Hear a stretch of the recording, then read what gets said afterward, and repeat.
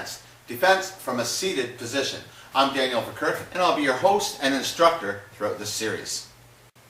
For those of you who are new to the show, Combat Sense is about learning the most effective and logical ways to defend oneself from various situations. Our instructions are based from the science of human actions and reactions, and the awareness of possible attacks and counters. We do this first by realizing the intent and energy of our attackers.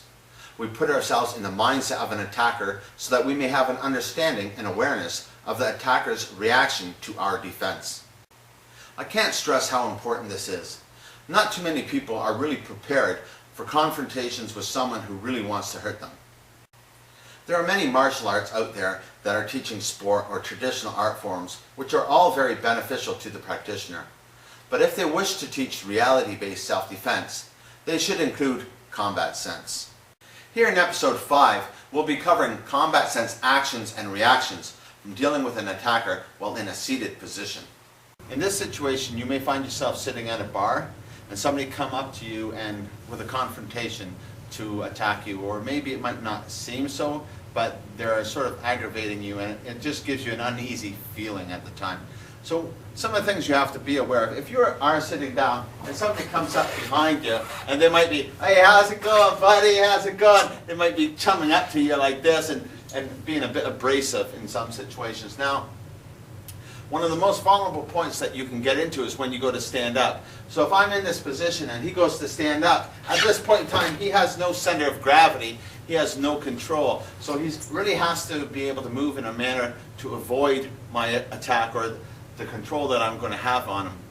Because sitting down, he doesn't have control of his mobility and strength and stance, which is going to give me a big edge over him. So you really have to be aware that some people will try to take this opportunity to their advantage.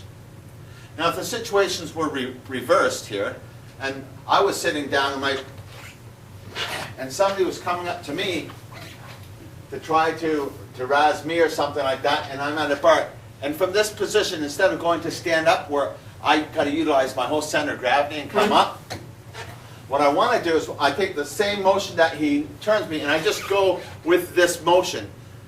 This allows me to push myself off and carry on using that energy for myself rather than against myself. So you really have to be aware, because in the process of going to get up or going to stand down, you have no control, you have no power or no strength. So in this situation again, as he went to grab onto me and I felt his energy coming this way, I'm just going to go with that energy, rotating around, which is going to give me an opportunity to get off. So if it happened all at once and he came to grab onto me and I felt his energy and I turned myself around, coming right up and controlling his arm, taking out his leg maybe, coming up. If I wanted to strike him, it depends on the situation. I might not want to strike him. I just might want to take his center of gravity away from him and pull him back in this manner here. Another situation which may happen is somebody could come up behind you and grab you around the neck because they want to control you or take you out. At this situation, if I grab on or I tighten in any way, he's going to pull me right off the seat. So my resistance is going to work against me rather than for me. So if he grabs onto me and pulls me back, I want to go with that energy, coming back around, putting him in this position, or that I could then take him to the ground if I wanted, or just tell him to lay off, or I'm going to light him. Now in this situation, you may have been talking to the bartender, you may have been with your head down like this in this situation. As somebody comes to push your head to the table, in this position, if you fight it in any way, you're going to be hit harder. So the main thing is to be able to go with the energy at hand when it happens. So as soon as you feel that coming, you should turn around with that energy. Easily twisting around, putting yourself in a dominant position to continue taking your opponent down if you want, or to continue striking, or whatever the case may be, but you didn't get your head smashed into the bar. Another situation which you may find yourself in at a bar is somebody may come close to you, buddy up to you, they put their arm around you because they're drunk and obnoxious, and sometimes it might bother you, but then again you might be just as drunk and stupid yourself.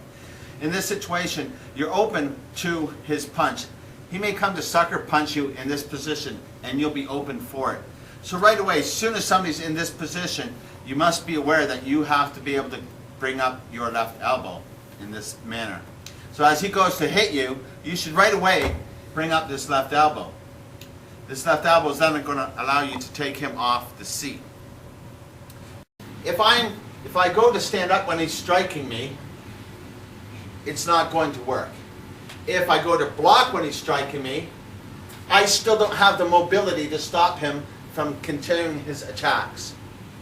The best thing for me to do, given this situation, which makes combat sense, is to be able to redirect his energy so that he loses his center of gravity and I gain mine. And that is done by, as he comes to strike you, you're moving away, pulling him in the direction that he's coming to strike you, using his body and energy to stand up. This takes his center of gravity off and gains you your own, so you can continue coming to strike him or make your getaway and escape. In this situation, somebody comes up behind you and grabs you by both your shoulders. And as you go to do a defensive technique, intercepting my hand, bringing me down in this position might look like it's a good technique, taking me off my center of gravity. But the problem with this is, as I go off my center of gravity, I'm actually on top of his. If I'm in this position, I'm going to come across with my elbow into his face. I'm probably going to punch him a few times in the ribs. I may come across and give him a reverse guillotine and choke him out at this point in time.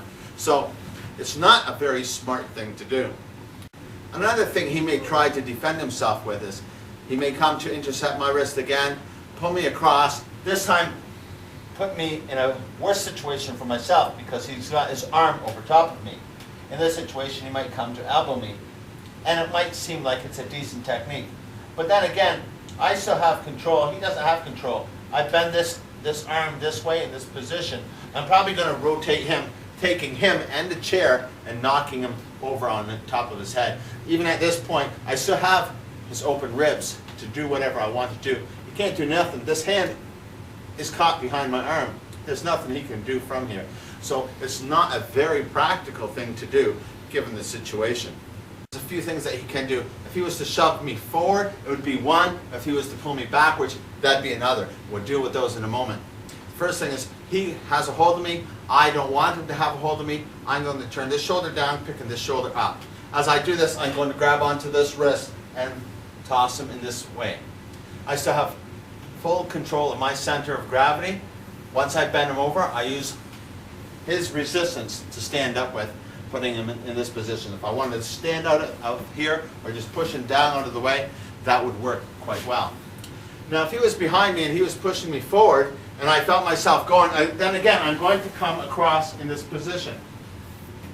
As I'm coming forward, I'm not going to resist it, because if I resist it, he might even pull me backwards on my head. I might lose everything. So as I'm being pushed forward, I'm going with that forward motion, allowing me to stand up with that movement that he's giving me. Now in the situation where he might be pulling me backwards, there's not too much you can do. You're going to go backwards, but you're going to probably want to grab onto him to make sure that he's not going to be over top of you, kicking you in the head while you're down on the ground. So one of the best things to do is, if you are coming backwards, just to go back with it and try to grab a hold of him.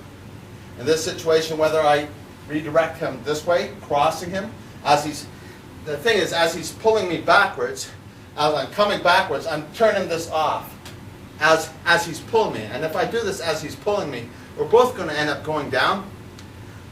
But if we're both going down at the same time, it's better than him standing over top of me, kicking me in my head.